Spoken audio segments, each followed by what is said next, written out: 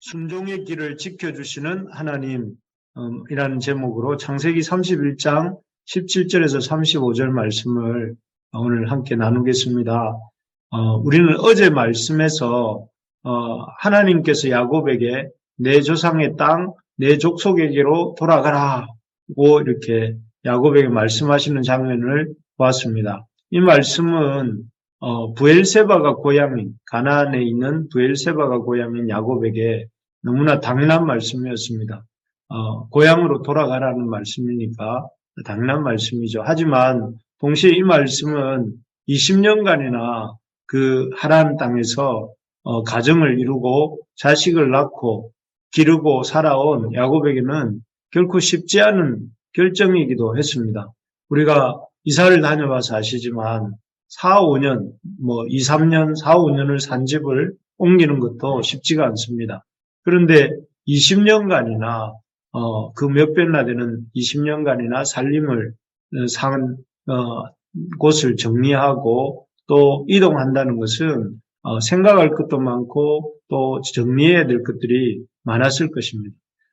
그래서 쉽지 않았을 것입니다. 하지만 야곱은 이런 내 조상의 땅, 내 족속에게로 돌아가라 하시는 말씀을 듣고 오래 고민하지 않았습니다. 하나님의 말씀에 순종하기로 한 것이죠. 그래서 마치 이삭을 번제로 바치라는 말씀을 들었던 아브라함이 그 다음날 일찍이 이삭을 데리고 모리아산을 출발한 것처럼 야곱 역시 그렇게 움직입니다. 그래서 말씀을 듣고 얼마 지나지 않아서 자식과 아내들을 낙타에게 태우고 낙타들에게 태우고 그 모은 바 모든 가축을 이끌고 이렇게 가나안 땅에 있는 아버지 이삭에게로 출발합니다. 하나님 아버지의 말씀에 즉각적으로 이유 없이 이렇게 순종하고 있는 이런 모습입니다. 바로 이 모습, 하나님의 말씀을 들었을 때에 즉각적으로 순종하는 이 모습이야말로 우리가 하나님의 백성으로 살고자 할 때 그 무엇보다 필요한 우리 이 모습이다 하겠습니다.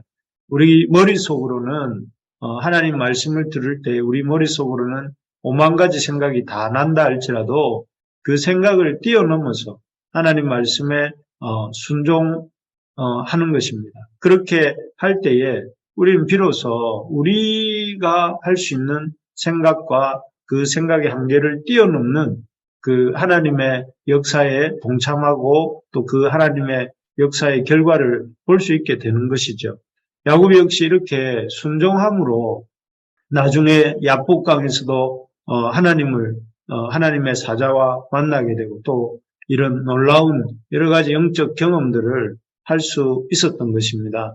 하나님이 예배를 통해 또 아침 기도회를 통해 또 수요 기도회를 통해 우리에게 말씀을 주실 때에 그 말씀에 이 야곱처럼 또 아브라함처럼 이 즉각적으로 순종하는 우리가 될 수 있기를 소망합니다. 그래서 이렇게 이 술이 떨어진 잔칫집에 물을 떠다 주라 하셔도 물을 떠다 주고 흐르는 강물에 이렇게 그 물살이 세차게 흘러가는 그 강물에 발을 내밀고 들어가라 하셔도 들어가고 또 죽은 지 오래되어서 마른 뼈들이 되어버린 뼈무더기를 향해서 설교하라 하시더라도 설교할 수 있는 그렇게 순종할 수 있는 그런 우리 부르심의 가족들 우리 모두가 될 수 있기를 간절히 소망합니다.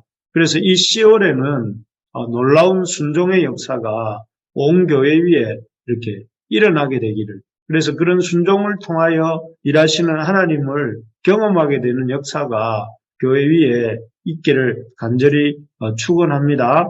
그런데 이렇게 떠날 때 이렇게 즉각적으로 순종하여 떠날 때에 야곱은 이 사실을 자신이 떠난다는 사실을 라반에게 알리지 않았습니다. 왜 그랬을까요? 이유는 그 라반이 알게 되면 결코 야곱과 그 아내들과 자식들을 보내주지 않고 이왕에 경험한 것처럼 온갖 이유를 다 대면서 그 야곱과 그 일행을 잡아둘 것을 알았기 때문에 그렇습니다. 아니나 다를까 사흘쯤 지나서 이렇게 그들이 떠난 지 사흘쯤 지나서 가나안 땅으로 야곱과 그 가족들이 떠났다는 소식을 듣고 라반이 자신의 부하들에게 전투 준비를 갖추게 하고 야곱을 쫓아옵니다. 그들의 모습은 마치 전쟁이라도 할 것 같은 그런 모습입니다. 그래서 쫓아갔다 하는 표현이 나오는데 23절에 보면 이 쫓아간다는 것은 이 군사 용어로서 무장한 사람들을 가리킬 때 쓰는 단어라고 해요. 그래서 이 라반은 실제로 야곱을 쫓아와서 붙잡으려고 하는데요. 그래서 아마도 이렇게 야곱을 쫓아와서 붙잡으려고 하는 이유는 야곱이 분가하는 것을 이렇게 보고 싶지 않고 또 그런 야곱을 다시 데리고 와서 뭔가 해보려고 하는 그런 마음이 있었던 것 같습니다. 참 이 모습을 보면서 야곱을 잡으려고 쫓아온 사람들을 끌고 쫓아온 라반의 모습을 보면서 참으로 하나님의 백성들이 하나님의 말씀에 순종하고자 할 때에 사단은 그렇게 하나님의 백성이 하나님 말씀에 순종하는 것을 보고 싶어 하지 않는구나 하는 생각을 하게 됩니다. 마치 공생애를 시작하는 예수님을 사단이 어떻게 했습니까? 공생애를 시작하려고 하는 예수님을 마귀가 이렇게 끌고 가면서 회방하지 않습니까? 그래서 여러 가지 장소로 예수님을 데리고 가면서 그 예수님을 시험합니다. 그래서 그 시험에 하나라도 넘어가게 되면 하나님께 순종하는 일을 하지 못하도록 온갖 방해를 하는 것이죠. 우리가 이렇게 주님의 일을 하려 할 때는 야곱을 해방하는 라반처럼 이 공생애를 시작하는 예수님을 해방하는 이 사단처럼 우리가 주님의 일을 하려고 할 때에 어려운 일이 닥쳐온다 하는 것을 기억해야 되겠습니다. 그리고 그 어려운 일이 닥쳐올 때에 우리가 잘못 가고 있구나가 아니라 우리가 제대로 가고 있구나 이렇게 생각하면 되겠습니다. 내가 하나님께 순종하니까 내가 하나님 말씀대로 살려고 하니까 이렇게 해방하는 역사가 있구나, 어려운 일이 생기는구나 이렇게 생각하면서 오히려 그 어려운 일 때문에 주저앉거나 주눅들지 말고 더 힘을 내는 우리 부르심의 가족들 되기를 바랍니다. 여러분 요즘 어려운 일이 있으십니까? 우리를 주저앉게 만들게 하는 그런 일이 있습니까? 그런 일들이 있으시다면 여러분 이렇게 생각하시기 바랍니다. 내가 주님의 백성으로 잘 살고 있구나. 내가 참 하나님을 더 의지하고 나아가야 되겠구나. 이렇게 생각을 하시면 되겠습니다. 그래서 어려움이 없는 것이 정상이 아니고 어려움이 있는 것이 정상이다. 그렇기 때문에 그 어려움이 있을 때에 이렇게 뒤로 돌아서서 왔던 자리로 갈 것이 아니라 믿음의 순종을 하며 우리가 한 걸음 한 걸음 앞으로 나아가는 우리 모두가 되어야 되겠습니다. 어쨌든 이렇게 라반은 하나님의 명령을 쫓아 하란을 떠나서 가나안을 향해 가려는 야곱을 막았습니다. 참 끈질기죠. 라반 참 이렇게 물질에 대한 욕심도 많고 야곱에 대한 집착도 큰 존재가 라반이라는 생각이 듭니다. 그런데 그래서 야곱의 길을 끝까지 막아서려고 하는 이런 라반에게 놀라운 일이 생깁니다. 그것은 하나님께서 라반의 꿈에 나타나신 것입니다. 우리가 잘 알기를 하나님이 믿음의 조상들에게는 자기를 잘 나타내셔도 이렇게 돈을 사랑하고 하나님의 사람들에게 악기를 방해하는 라반의 꿈에 나타나시는 것은 이례적인 일입니다. 하나님이 이렇게 라반의 꿈에 나타나신 이유가 있습니다. 24절인데 우리 24절을 한번 읽어봅시다. 24절 밤에 하나님이 아람 사람 라반에게 현몽하여 이르시되 너는 상가 야곱에게 선악간에 말하지 말라 하셨더라. 여기 보면 하나님께서 라반의 꿈에 나타나신 이유가 이렇습니다.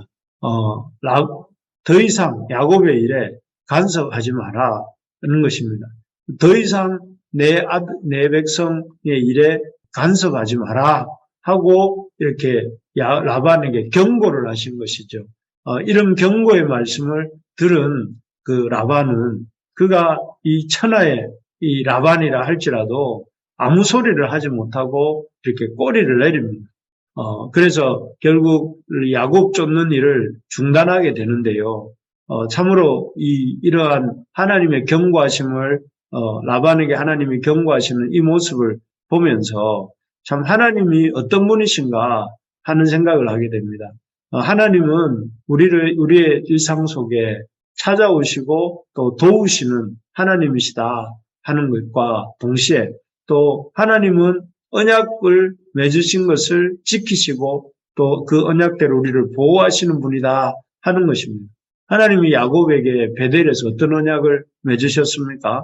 하나님은 이 야곱과 동행하시고 또 보호하시고 또 그 야곱을 돌이켜 고향으로 돌아오게 하시겠다, 돌아갈 수 있게 해주시겠다 하고 약속하지 않으셨습니까? 그래서 그 약속, 그 베델에서 맺으셨던 그 하나님의 약속을 기억하시고 라반 밑에서 고생할 때도 그랬고 또 지금 라반으로부터 떠나 이렇게 고향으로 돌아가려고 하는 야곱의 행로에도 이렇게 찾아오셔서 그 라반을 이렇게 끊어내고 계시는 이런 모습을 보게 되는 것입니다. 정말 그렇습니다. 우리가 믿는 하나님은 당신이 택하신 하나님 당신께서 택하신 그 백성들을 끝까지 지키시고 보호하시는 하나님이십니다. 그래서 문제 많은 야곱과 그의 가족들도 끝까지 지키시고 보호하시는 것이지요. 그렇게 보호하시는 증거가 이렇게 방금 라반에게 나타나시는 장면이고 또 한 가지가 바로 야곱의 아내 라헬이 아버지 라반에게로부터 훔친 드라빔을 들키지 않게 하신 것입니다. 이 원래 드라빔이라는 것은 이 야곱의 당대 야곱이 살던 당시 사람들이 가신 그 하우스홀드 가드라고 하죠. 집을 지키는 신이라고 할 수 있는데요. 그 가정의 신으로 삼아 숭배하던 사람 모양의 우상이라고 합니다.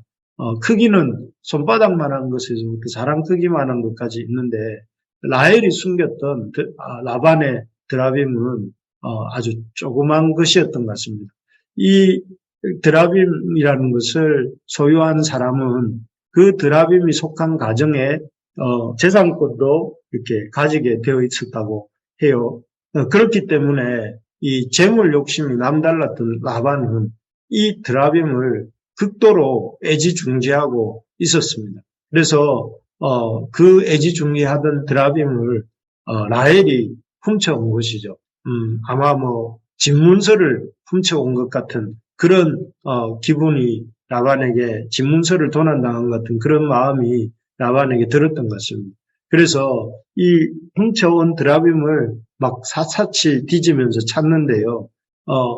이 레아의 장막에서도 또 여종들의 장막에서도 발견하지 못했습니다. 그리고 최종적으로 라헬의 장막에 들어갔는데 만약에 라헬의 장막에서 이 드라빔이 이렇게 드러난다면 이 가나안 땅으로 돌아가려고 하는 야곱의 계획은 수포로 돌아갈 수밖에 없었던 상황입니다. 하지만 하나님께서는 이때도 개입하십니다. 그래서 이 라헬을 도우시지요. 그래서 라헬이 그 깔고 앉아있던 낙타 한 장 밑에 있었던 드라빔을 라반이 찾지 못하게 그의 눈을 가리신 것이죠. 얼마나 이 라반이라는 사람이 재물 냄새를 잘 맡는 사람입니까? 어떻게 하면 돈을 버는지를 기가 막히게 알아내고 찾아내는 그런 사람이 라반입니다.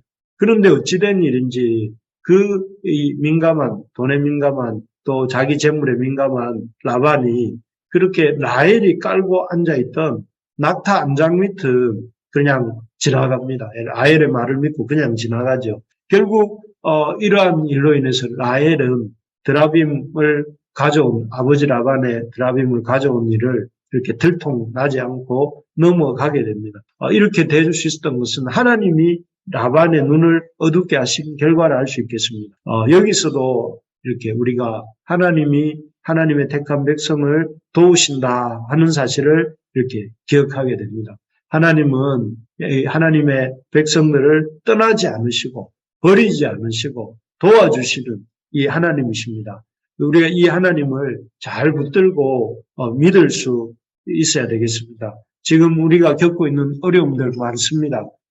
가정적으로, 교회적으로, 육체적으로 또 이런 여러 가지 연약함과 어려움들이 있습니다. 하지만 이 어려움들이 오히려 우리가 하나님께 잘 나아가고 있다는 사실을 보여주는 것이고, 동시에 하나님께서 이런 어려움들을 통해서도 우리가 참 우리와 함께 하시며 도우시고 또 보살피신다는 것을 보여주시기 위한 것인 줄 믿으시기 바랍니다. 그래서 우리가 이런 하나님을 믿고 이렇게 나아갈 수 있기를 원합니다. 말씀을 맺겠습니다. 오늘 말씀을 통해서 참 하나님 말씀에 즉각적으로 순종하는 이 야곱의 모습 우리가 보고 배울 수 있기를 바랍니다.